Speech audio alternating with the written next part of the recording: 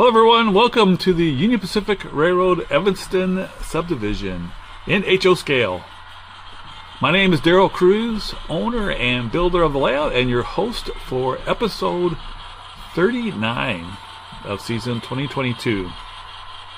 This is a very special episode because we have added 25 feet of additional mainline. And it includes 3 curves, which were not real easy to build, but we did get it done. It worked out very nice and smooth. And again, 25 additional feet of mainline. Always great to have more track to run trains. And we're going to take a look at how that all went together and how we're now at the point of being so close to being done. It should be just a couple weeks yet. Sometime here in October we'll be done. Before we get to the building of the last section here, though, I want to remind everybody to make sure you subscribe to the channel. Please like this video. When you subscribe, make sure you hit the notification bell so you know when a new video has been posted. All right, building this layout involved using CAD drawings. I use CAD Rail to put together the track plan and come up with all the drawings so that everything fits together. So I print out a section that I'm working on, transfer the drawing to the plywood, add the bracing, and then hopefully everything will fit when I take it downstairs. It doesn't always fit. I'm not a professional when it comes to using CAD programs, or not even a professional as far as carpentry goes, but I do well enough to get things to work together and to fit together for the most part. Have had to make a few adjustments here and there.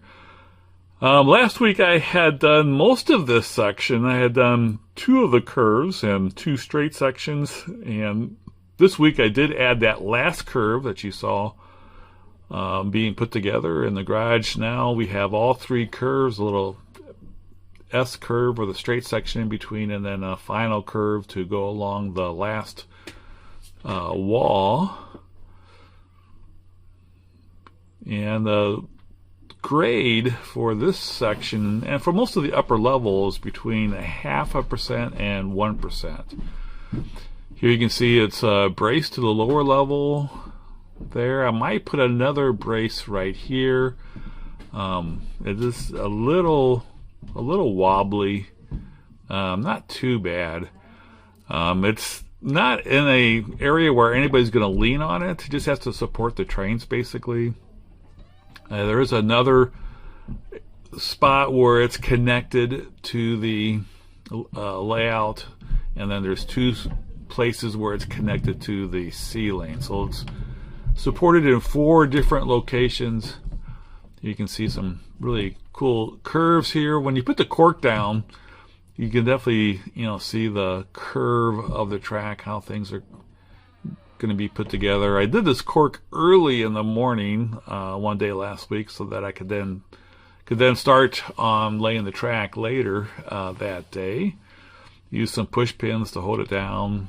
Just use simple white glue. That's Midwest cork.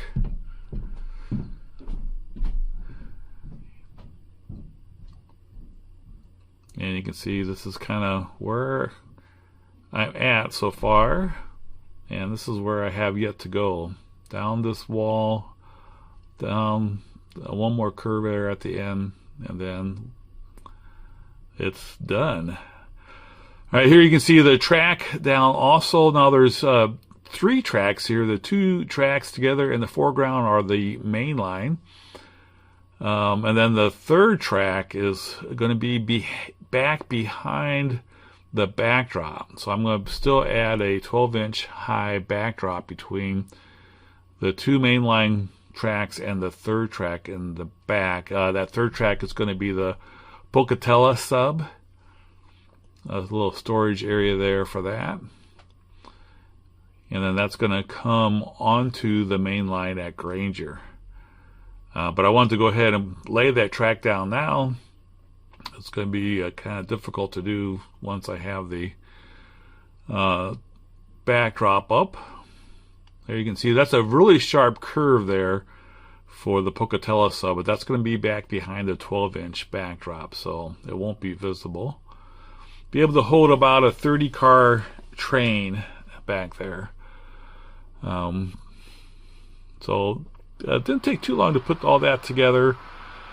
Now we get to see some trains running on the new track. This is a track that's been there for a while, and this is where we do have some scenery. I wanted to show this area because give you an idea of what the whole layout's going to look like. The upper level won't be this hilly. There will be mountains in the background on the backdrop photos. But here you can kind of get the idea of how things are going to look. This is the peninsula area where we do have just a little bit of scenery done. And it looks pretty cool with the two trains going in opposite directions. A cold train and a stack train. But we're interested mostly on trains running across the new main line. So here we start off with a cold train coming across the end of the peninsula there, or I should say the start of the peninsula. The upper level does not go across the peninsula. It just cuts across here, goes from above the Evanston area and then over here to above the Emory control point. This is West Vaco, which is going to be a Trona mine and plant. So a lot of covered hoppers, empties in, loads out. So there'll be a lot of cool operations here on getting covered hoppers in and out of this plant. There'll be a little yard there, plus some loading facilities. That window would be covered by a backdrop, so that won't be visible.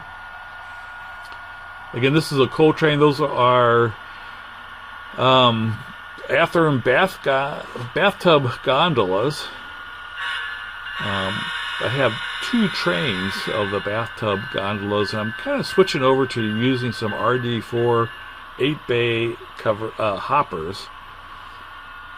So I'm actually having some of the bathtub gondolas for sale. If you're interested in picking up some, I have them listed for a couple dollars less than what I got them for. So they're not available anywhere anymore. If you missed out on getting them when they first came out about a half a year ago, I have a website that you can go to if you want to purchase some. The website address is in the description. So if you want some bathtub gondolas for low price and some gondolas that are not really available, check out the website. Alright, so this is the upper level. We were in West Vaco, come across a few curves, and then we come into Granger. There's some pretty cool views of the trains at this upper level. I am going to have some step stools if you want to take a step up and see a little bit different view of the upper level. But if you're just standing there, you're pretty much at eye level with the train, so you can really get a good look at the detail. This is the Granger control point, and there will be just past this control point there'll be a turnout for trains going off into the Pocatello sub, which goes to the northwest part, Oregon and Washington, Vancouver area. So we will have some operations of trains going off of the Evanston sub and in onto the Pocatello sub, and then vice versa. Wasn't able to have the complete Y on the layout, but we will have a track there for the Pocatello sub. Now, where this support cable is, here is where the 12-inch backdrop is going to be separating the storage track for the Pocatello sub and then the main lines here. So now we're on new trackage, This first curve here is new. And then we have a good straightaway there before we go the S curve back the other way. Go past the Newman pole there.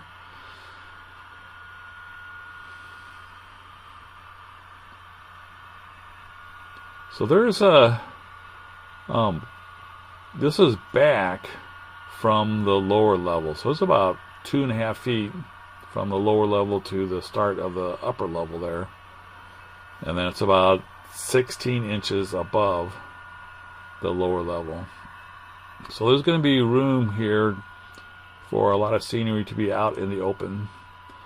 I'm going to have to do some reworking of the lights, both underneath the upper level and then also the spotlights kind of don't do a real good job. They kind of overlight some areas and not light enough for other areas. So I'm going to have to add some fill lights and not have just the spotlights. But that's the new 25 feet of additional main line. We are so close to being done. And we're pulling here towards the end. Now we're going to see some more trains here. And I also kind of get an idea of what the operations are going to be. Here comes another train. And so when we operate the trains, it's not going to be just simply trains running on the two tracks in two different directions. There's going to be a lot of operations to get around different obstacles. It could be trains coming in off the Pocatello sub. It could be trains working and switching at West Vaco or the cement plant at Devil's Lake or the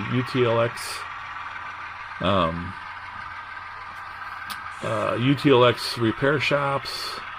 Could be rail maintenance of way work being done, and mainline repair being done that the trains have to go around. So there's going to be a lot of this type of operation taking place where one train will have to come to a stop and then the other train will cross over to get around it. There may be cases where one train needs to get by the first train. So there's going to be a lot of rail fanning, just watching trains go on the main line across the Evanston sub. But there's also going to be some pretty cool routing trains around each other and around different obstacles. So it's going to be pretty interesting. Definitely what we're looking for here. Class 1 Union Pacific mainline operations in the mountains. So I'm really looking forward to getting the main line done and getting the layout to the point of actually running trains and operating trains. Here you get a good look at the total addition of 25 feet and how it looks above the lower level.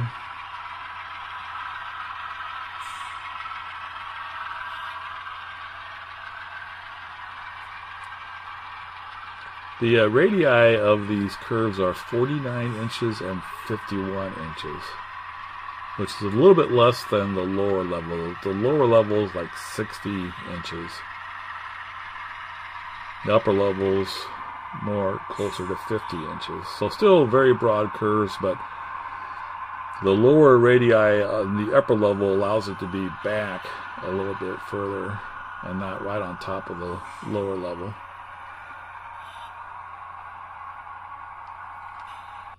So pretty cool. Now I turned those first two trains around.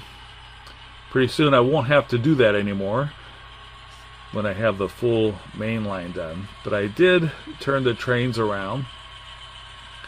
And so here we get an idea of some more operations. Here we have another train coming on the upper level towards Granger. We have all red lights here, so we have to come to a stop. Here you can see in the distance I have the trains turned around.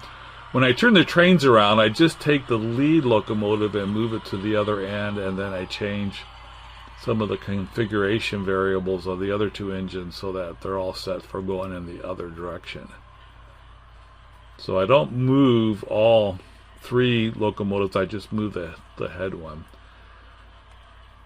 Alright, so here there could be that one train had to get around the other one, or one train may have had to stop for repairs or whatever.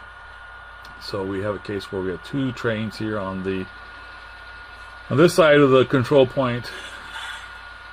So we have 3 trains here at this control point. So the dispatcher has 2700 taking the crossover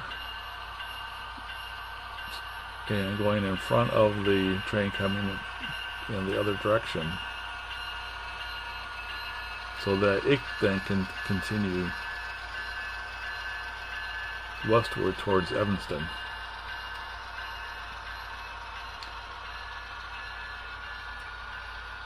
Visually, this is a pretty cool look to have the HO scale trains with sound taking number 10 turnouts for crossing over from one main line to the other main line to make way for the train coming in the opposite direction.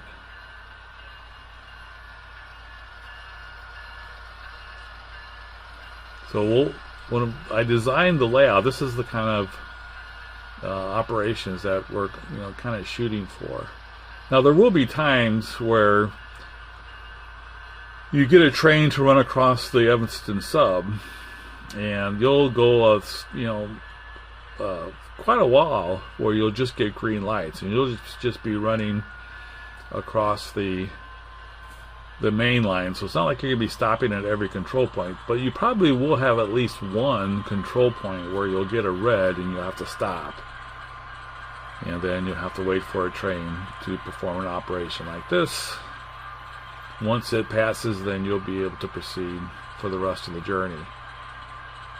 So if you're doing just a mainline train where you're not having any stops to do any switching, you still will have this type of operation. Of course, you may have a train where you are stopping at Westvaco, or the cement plant at Devil's Lake, or the yard at Evanston, or the UTLX repair shop. So you may have a train where you actually do have to stop and do some switching, dropping off and picking up cars. But if you do have a train where you don't have any switching, you still have some pretty cool operations with the movement of mainline trains across the sub.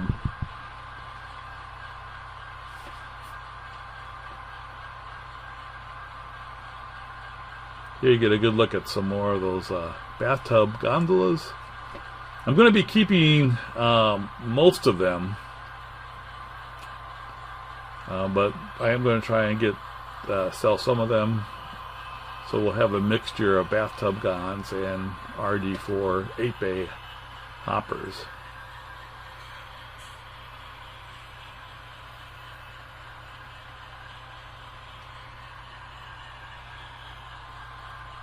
Alright, so we're waiting here for a green light, which we do get eventually, and then with that train clear, then we're able to proceed.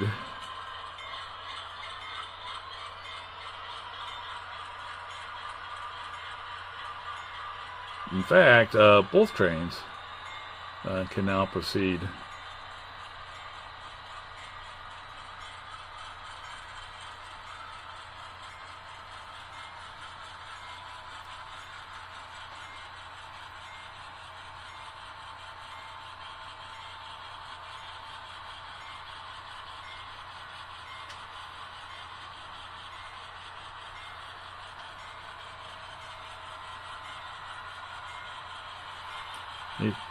Here you can see both trains slowly picking up speed. That's scale trains.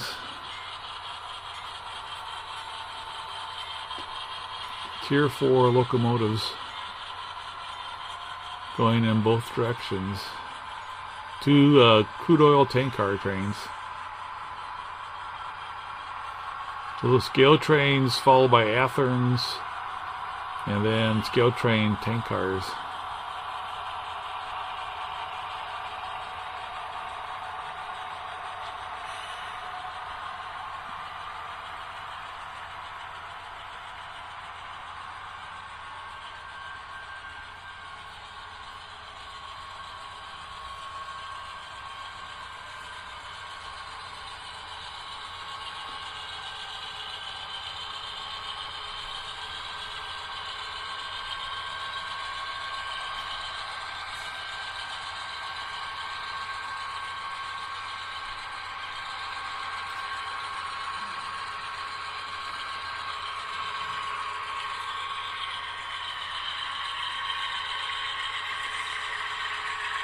So this scale trains is a C44-9, and then an Athearn ST70, and then that DPU unit was another scale trains, Kansas City Southern ES44 Gevo. So definitely looking forward to getting the mainline done and having some pretty cool operations. This next week, I'll probably switch over and work on the other end and start working on the Aspen tunnels in the far corner.